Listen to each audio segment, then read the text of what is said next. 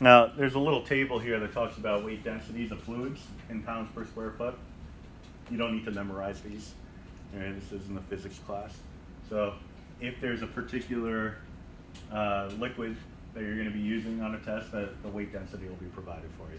But this is just to give you a sense of different weight densities of different fluids.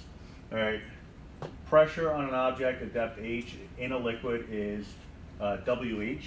Right? W represents the weight density of the liquid per unit of volume. Right? So basically it's saying that every liquid has its own weight density. And really you just kind of think of that based off of your own knowledge of different liquids. I mean, you got cooking oil, you got kerosene, for example, you got water.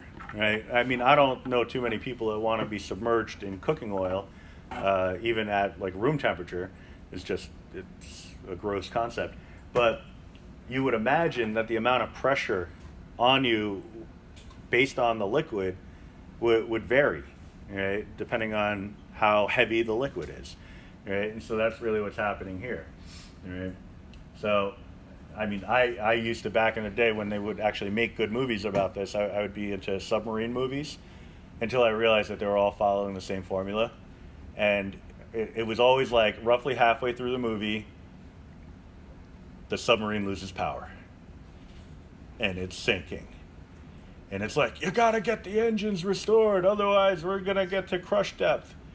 You know, and so it's like, all right. How is it, 1,800 feet? I guess, I don't know, but whatever it is, it's like in every movie.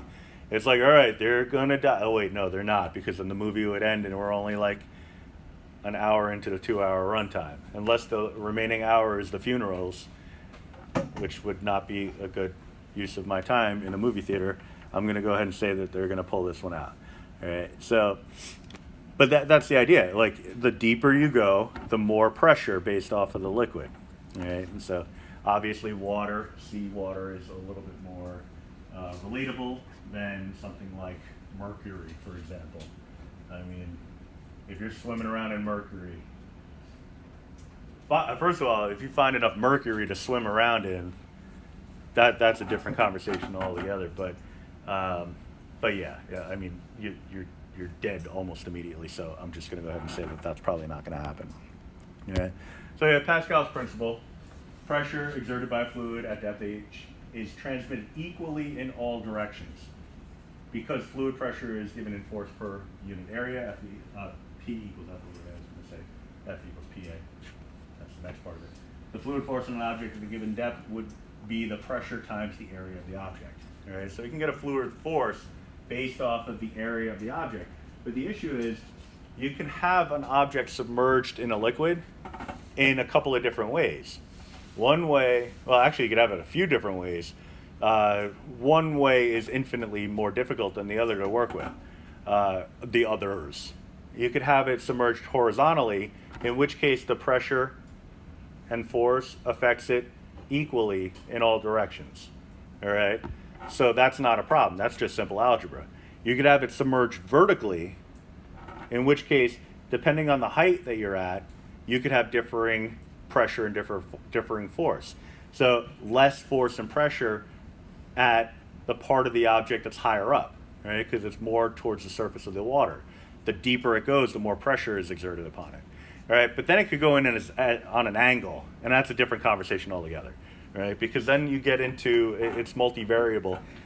The idea that at a particular height, even at that same height, you have differing pressures exacting itself upon the object.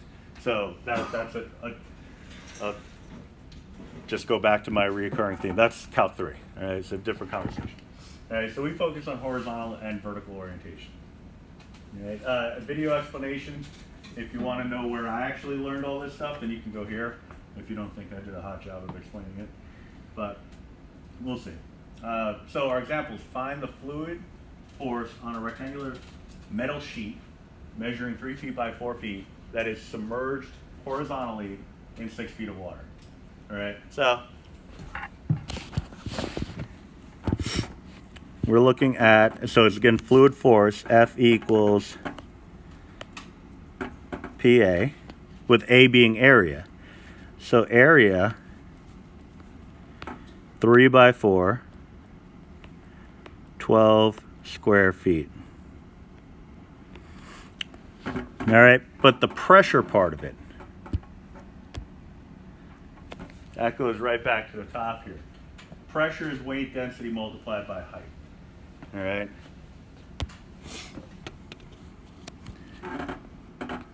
Jeez Louise. Pressure is weight density multiplied by height. So in this case, 62.4, because it just said water, it didn't say seawater, multiplied by height. And they said it's 6 feet. Height and depth, interchangeably used. All right. Now, you start getting into the units a little bit. People are perfectly fine just studying the units and knowing them. But if you go back, we're talking weight densities are defined as pounds per square foot.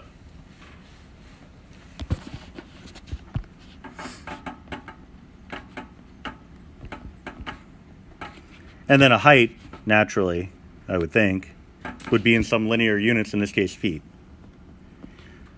So that's where the concept of a foot-pound comes from. All right. So what's happening is when you talk about the weight density, you're spreading that weight over a particular area. All right. So that's where you get your density. And really, that's all density's talking about. If you're talking about a force or a weight that's dispersed over the amount of area that's accounted for, that's the concept of density. All right. So if you just kind of think of it this way, you know, you take, I was going to say human, but that might be offensive. Or grotesque. I don't know, depending on how you think about it. I'll say brownie batter. That's going to be easier. So you got the 9 by 9 pan, right? That's the square pan, obviously. You pour the brownie batter in there. It gives you like a good inch thick. Maybe, was that an inch and a quarter? I forget. But anyway, it gives you a fairly thick set of brownies. But if you go with, what's the bigger one? 12 by 15, 12 by 14? What's the rectangle? Anybody know? Rectangular baking sheets? Or, now I gotta look it up, crying out loud.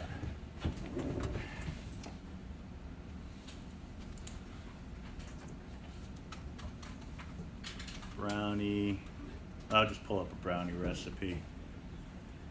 Yeah, pan. Should I use a metal or glass pan? I'm not gonna get into that.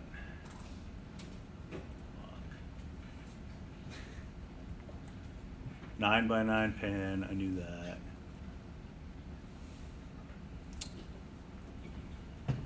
Pan size.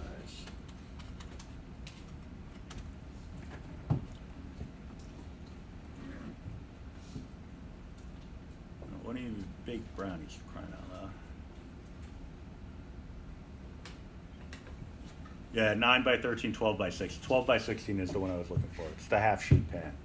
All right, so it's a bigger pan, but if you use the same amount of brownie mix, it's not gonna cover as much thickness. All right, so you're gonna have thinner brownies. So if you equate the height of the brownie to density, that kind of gets the idea across, because you're talking about the same quantity just spread over a larger distance. All right. So what we're doing here is just taking these two quantities and multiplying them. And what you're going to get is pounds per foot. All right. So then, if I want my F equals PA, the force, all right, fluid force, the pressure multiplied by the area, I'm taking the 6, well actually this shouldn't even be an equal sign, because I didn't even actually do the math yet. Let me clean that up. I just got excited talking about brownies. Nobody brings me brownies anymore. I appreciate that. It's just not everybody is interested in getting good grades anymore. That's just all it comes down to.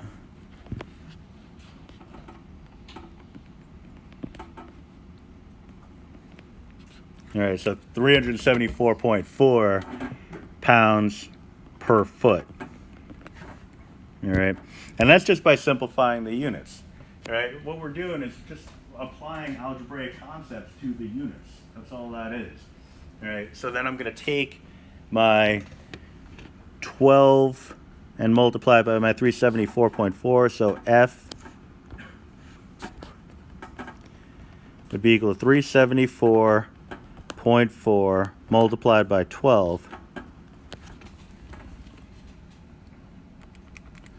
And we're looking at 4492.8.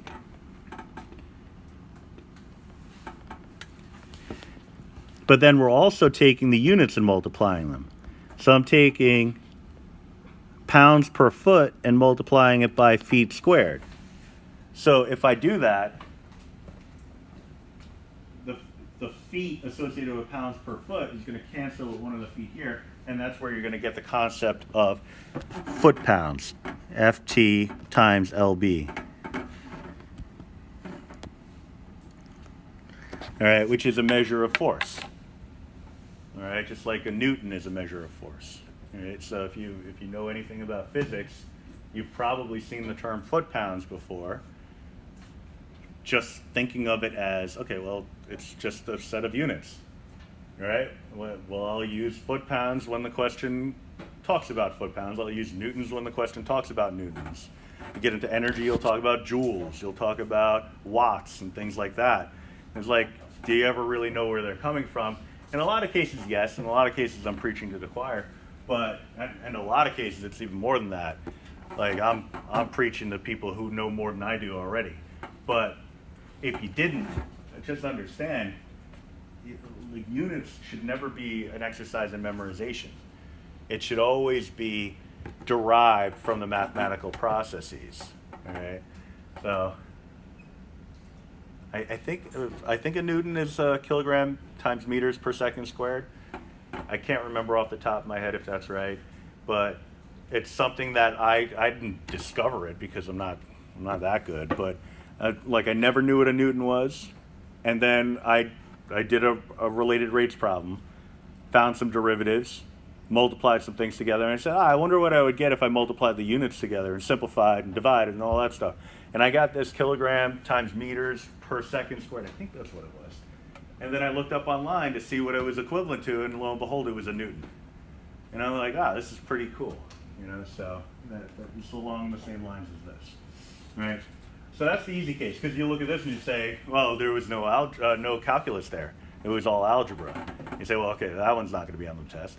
So let's get to the concept where we're actually submerging the object vertically. Now, this one was submerged horizontally, so the force is acting on the object in the exact same way for each part of that object. So whether it's coming in from the left, from the right, the front, the back, 30 degrees, 150 degrees, whatever, it's acting in the same way.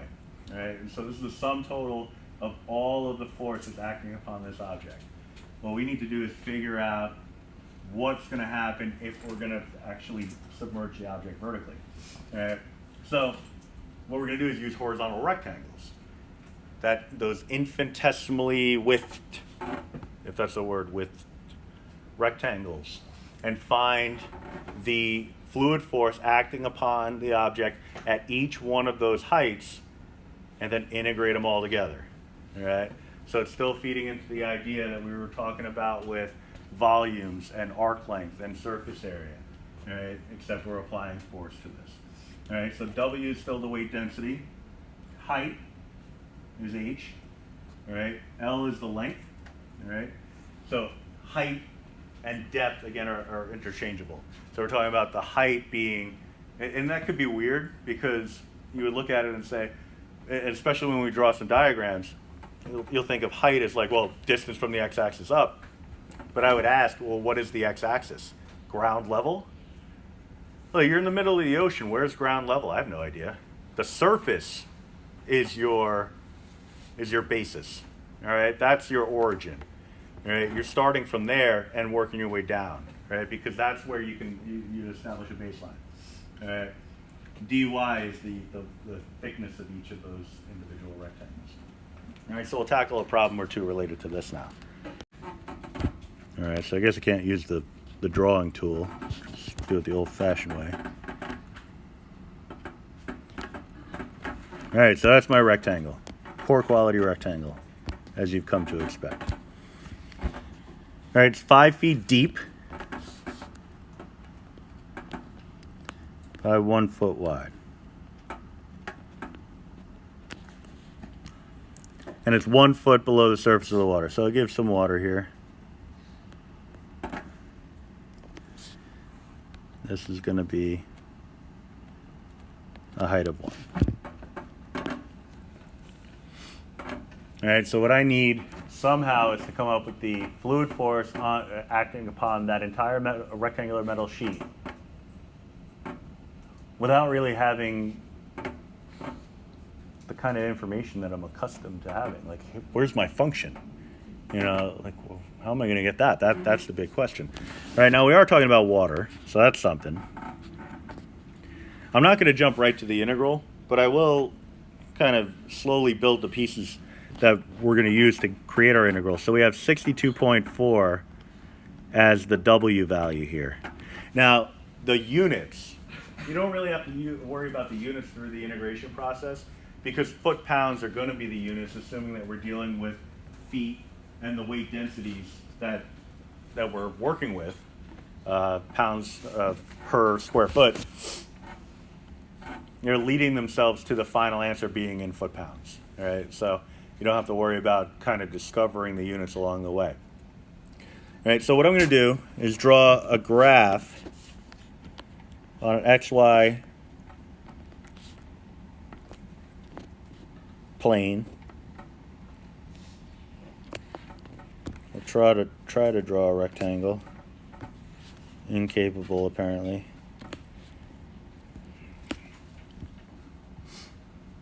And again, we still need to know the surface of the water. All right. Now that's y equals 6.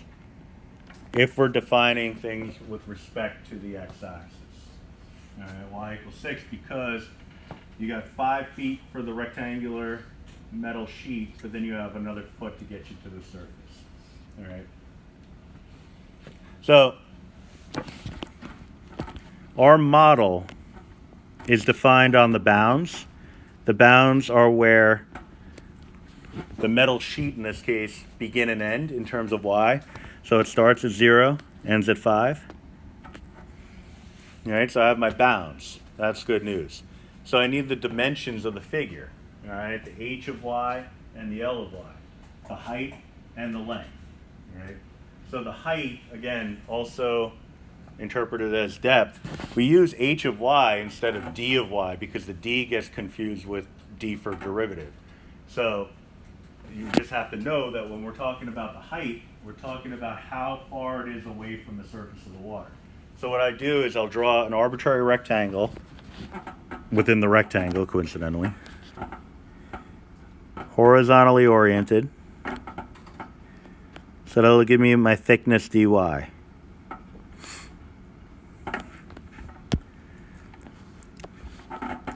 going to identify its distance from the surface. Now, I know that the distance from the x-axis to any point in space is defined as y. All right, so if I want the rest of it, if I'm going from the x-axis all the way up, that's a total of 6 units. If I'm only going up to the rectangle, that's y units. What's my other distance? 6 minus y. All right, so that's one multiplier within the function. Now the other piece that I care about is the length of the arbitrary rectangle. So that's this distance here, which is x. All right, but we're looking at a constant. So that's good news. I mean, it's the best possible news because this distance from the y-axis to the point in space, it never changes over the interval. right? It's always going from 0 to 1. All right, so what that tells me is that the x value is actually equal to 1, specifically 1. So we can make that substitution right away. All right, so when I'm setting up my integral, I have everything I need. That's like the world's tiniest one now. All right, so I have my bounds. I have my weight density. So 62.4 on the interval of 0 to 5. My two dimensions, which are 1 and 6 minus y, or vice versa, however you want to write it, dy.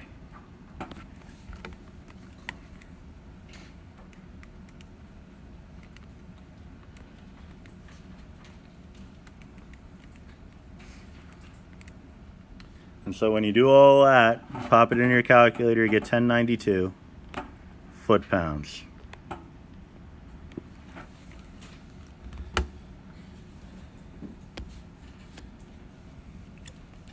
All right, so in a lot of ways it's just plugging and chugging, but you do have to consider the situation. Now, it's not always going to be this easy because this has a constant distance. If it's a variable distance, you have to define a function that gets the job done. But even that doesn't get too bad. So we'll tackle one more problem, and then we'll take a break for real this time. I know the last time, it was 2 classes ago, I was like, yeah, we'll take a break in 5 minutes, and 5 minutes never came. So, vertical gate in a dam has the shape of an isosceles trapezoid, 8 feet across the top, 6 feet across the bottom. All right, so we're talking about a figure that looks like this, with a height of 5 feet. What is the fluid force on the gate if the top of the gate is 4 feet below the surface of the water? So here I'm going to jump right to the graph on the XY plane instead of drawing 2 separate figures. So what I want to do is come up with a way to define that horizontal distance that's going to be the most convenient. What I want to do specifically is take advantage of symmetry. And for this one, I'm going to draw my axes right down the middle.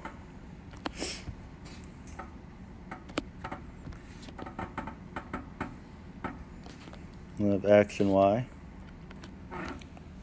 Because coming up with an expression to represent this distance is going to be a lot easier than coming up with an expression to represent the distance between these two. So we'll take advantage of the symmetry and the idea that I could work y-axis out and then just double my answer later on. All right, so you get the water here. It's got a height of 5, but then itself it's 4 feet below the surface of the water, so this is going to be y equals 9. I'm going to draw an arbitrary rectangle inside.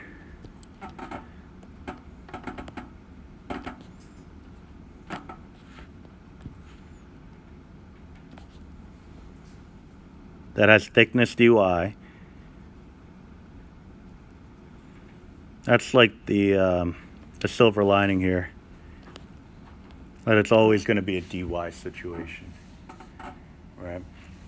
So we know from the x-axis up, it's some distance y. So from y equals 9 going down, it has to be 9 minus y. The length of the rectangle is the distance from the y-axis to some point in space, which we define as x. The only issue here is, and it's a big issue, is, well, what is x? Because my function, my integral, has to be in terms of y. I can't just say x is equal to 2 or 1 or 3/4 or whatever. It's variable. It depends on where you are along the line. So I need an expression to represent the length of that rectangle for any point along that line segment. All right, so what I can do is grab some coordinates, because I know that the total distance along the base is equal to 6, and along the other base is 8. So we can get some coordinates here. This one has to be 3, 0 if it's symmetric, and it's isosceles, so it should be. The other coordinate, this one right here, you're going out 4 and up 5, so 4, 5. So I could write the equation of, and that is a line segment, so I could write the equation of a line passing through these 2 points. All right, so we'll find the slope.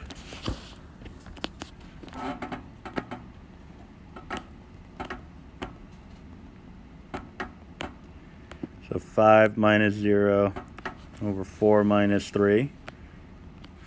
So a slope of 5. And I'll use the point slope form. Y equals m times x minus x sub 1 plus y sub 1, from back in the day. All you need is a slope and a coordinate. I mean, you can use y equals mx plus b if you want, but I like this one better. So plug in the most convenient point out of the ones that you have available, in this case 3, 0, and your slope, and we're looking at y equals 5 times x minus 3 plus 0, which cleans up to what you would get if you use y equals mx plus b. Y equals 5x minus 15. All right, so we have a relation between x and y. The only issue is it's a dy situation, which means that, I have an equation for y in terms of x. I need an equation of x in terms of y. So I'm going to solve this for x. So I'll add the 15 and divide by 5. So y plus 15 over 5. Once you get to this step in the process, the hard part's over. All right, I'll make that a little bigger. Because we have all the ingredients. Now it's the calculator, it's up to the calculator to do the work. Right? So it's still water, 62.4. And again, not something you need to know. The weight densities will be given to you.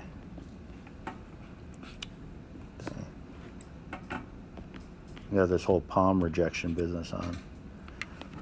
It's going from 0 to 5. All right, because that's where the plate begins relative to the x-axis. It begins at 0, ends at 5. And then I have my 2 multipliers. I got the 9 minus y, and then the y plus 15 over 5.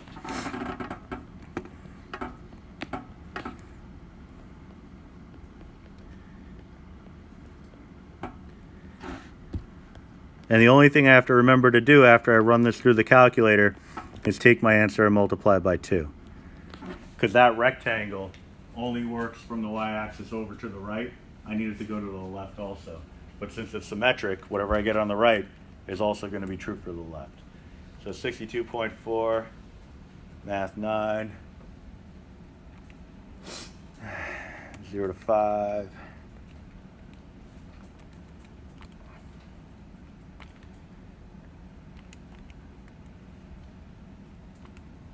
And all the other stuff.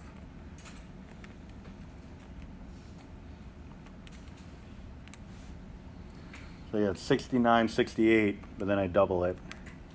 And you're getting 13,936 foot-pounds. All